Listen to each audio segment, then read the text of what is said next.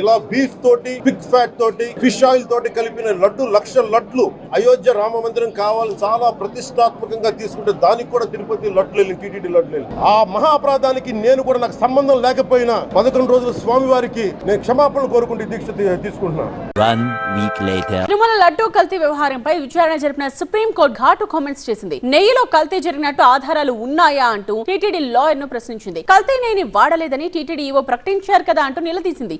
Next day. No, this Prayashit Diksha this is not just about one Prasad issue today. Maybe it came out. ఆయన ఆ తప్పు చేశాడు అంటూ గడిచిన 5 ఏళ్ల పాటు మీరు ఆరోపణలు చేస్తూ వచ్చారు. మీరు అప్పుడు ప్రభుత్వంలో లేరు. ఇప్పుడు మీరు ప్రభుత్వంలోకి వచ్చారు. ప్రభుత్వంలోకి వచ్చి 100 రోజులు అవుతోంది. ఇప్పుడు కూడా ఆరోపణలు చేయకూడదు. వీటిని నిరూపించాలి. నిరూపిస్తున్న సందర్భంగా ఆధారాలు చూపించాలి. కోర్టుల ద్వారా జగన్మోహన్ రెడ్డి తప్పు చేశారు అనే నిర్ధారణకు వచ్చేలా చేయాలి.